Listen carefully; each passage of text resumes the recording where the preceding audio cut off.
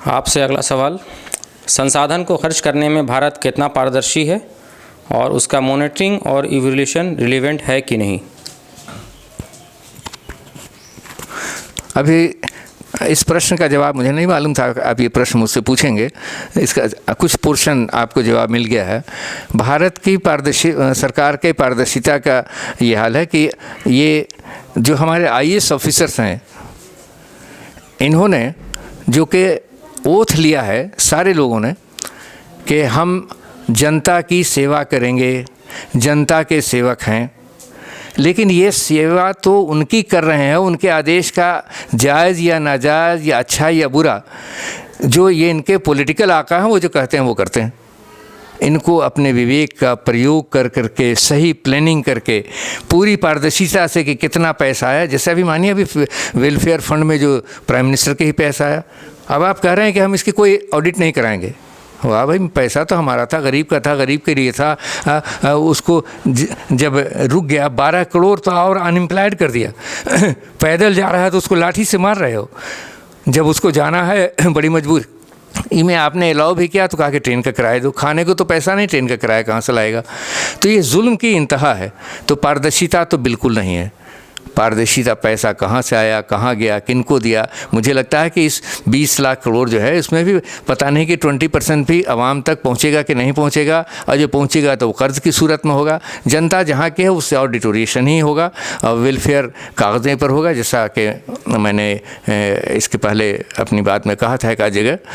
तो इससे हमें महफूज रहने की ज़रूरत है और इनको अपने मूल्यांकन की आवश्यकता है, स्वयं मूल्यांकन की आवश्यकता है कि हम कहाँ हैं। लेकिन एक बात समझ लें, ये जवानी, ये सेहत और ये ज़िंदगी टेम्परूरी है, टेम्परूरी फेज़, ये चली जाएगी।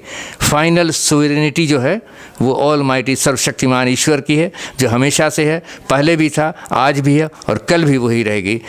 उसी की सोवरेनिटी है, उसी की सोवरेनिटी बरकरार रहनी है, उससे हमें डरना चाहिए।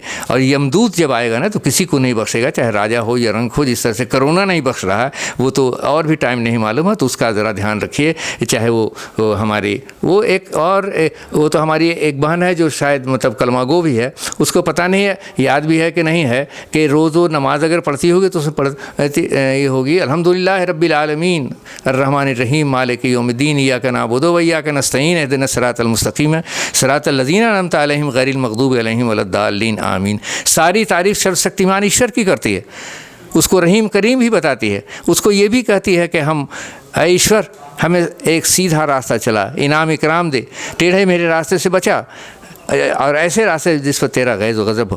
और फिर वही उसके करती है टेम्परूरी क्षण भर के लाभ के लिए। अनफॉर्चुनेट है, मैं ईश्वर से प्रार्थना करता हूँ कि ईश्वर उसको सद्बुद्धि दे, दूसरे लोगों को भी सद्बुद्धि दे, ताकि मानवता के उत्थान के लिए वो काम करें।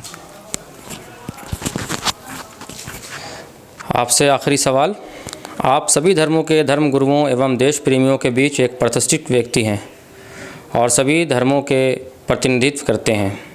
विशेष रूप से आप ये बताएं कि इस रमज़ान के पवित्र महीने में जो तीसरा असरा चल रहा है उसमें कोरोना को दूर करने, भाईचारा बढ़ाने एवं विश्व शांति के लिए आपका क्या संदेश है? देखिए, ये रमज़ान आपने एक स्पेसिफिक, चूँकि मैं उस मज़हब से भी आता हूँ और मुझे फ़ख्र है कि मैं बहुत सारी मंदिरों में प्रेयर भी करता हूँ, जॉइंट प्रेयर भी करवाता हूँ, और जमायत इस्लामी में गौतम बुद्ध की लाइफ के मुतालिक, क्रिश्चियनिटी नाज़रेत एकेडमी में महावीरा के, जैन मंदिर में इस्लाम का, इस तरह से बदल बदल के करता हूँ। और अभी ये जो रमज़ान का महीना है, ये सब्र का महीना भी है, हमदर्दी का महीना भी है, बरकत का महीना भी है, एक दूसरे को कोऑपरेट करने का भी महीना है।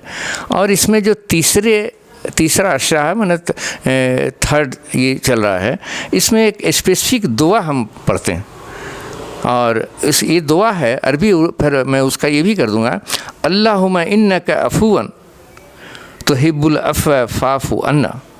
इसका अर्थ ये हुआ कि ऐ ईश्वर, बेशक तू माफ़ करने वाला है, माफ़ करने को पसंद करता है, और बस हमें तू माफ़ फरमा। इसका अर्थ ये हुआ कि ईश्वर हमारी जाने अनजाने जितनी गलतियाँ हुई, इसमें कोई धर्म नहीं है, कोई व्यक्ति विशेष नहीं, सारे विश्व के लोग एक साथ मिल कर के प्रार्थना कर रहे हैं कि हमारी गुनाहों को माफ़ कर।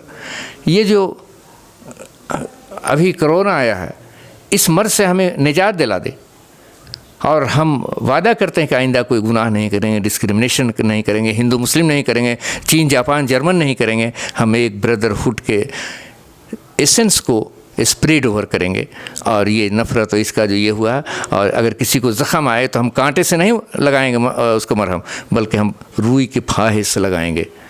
और इसमें ईश्वर ने कहा है एक जगह, बहुत वाज़ेह दो बात मैं कहना चाहिए। एक सबसे छोटा चैप्टर है, कहा गया कि इन्ना आतेना कल कौसर फसल लिरब्बिक वनहर इन्न शानिअक हुवा। ऐ लोगों, ईश्वर ने एबंडेंस दिया, लामहदूद इतनी चीज़ें दी हैं, हत्ता कि हौज़ कौसर आप समझते हो कि नहीं, ये वो एकदम ठंडा पानी का ये है, उससे सब सैराबी हो जाती है, तृप्ति हो जाती है, सब चीज़ दिया है। तुम ईश्वर की आराधना करो, प्रार्थना करो, सबके साथ भाईचारे का सलूक करो, मुल्क को मुल्क समझो, सबको इक्वल स्टेटस दो। इसके बावजूद अगर ये मीडिया पागलों के जैसे जो है, जो मिसलीड करने वाले लोग हैं, अगर इसके बावजूद ये रास्ते में आते हैं, ऑब्स्टेकल करते हैं, ह्यूमनिज़्म को फैलाने वालों को के लिए ट्रबल क्रिएट करते हैं, तो automatically they will be childless, they will be eliminated by the almighty. फिर एक जगह कहा गया है, वल अस्र इन्नल इंसान लफ़ी खुस्रिन इल्ला लज़ीना आमनू व अमिलुस सालिहाति व तवासौ बिल हक़्क़ि व तवासौ बिस्सब्र। ईश्वर कसम खाता है बाय द टाइम। ईश्वर को बाय द टाइम कसम खाने की क्या आवश्यकता है, लेकिन वो कसम खाता है प्रीवियस ज़माने की, प्रेजेंट की, पास्ट और आने वाले की भी, फ्यूचर की भी, कि इंसान by the time man is in loss except those who adopt patience, जो सब्र करते हैं, धैर्य रखते हैं, एंड अडॉप्ट और एक्ट राइटियस एक्शन, और जो हक पर रहते हैं वही कामयाब हैं, दूसरा कामयाब नहीं है। तो हमें इस फार्मूला को अपनाना चाहिए। नंबर 2 कि इस पीरियड में जो भी हमारी आइंदा के आने वाली नस्लें हैं, अभी भी हैं, यूथ हैं, उनको पॉजिटिव एटीट्यूड करने के लिए ये हमें जितने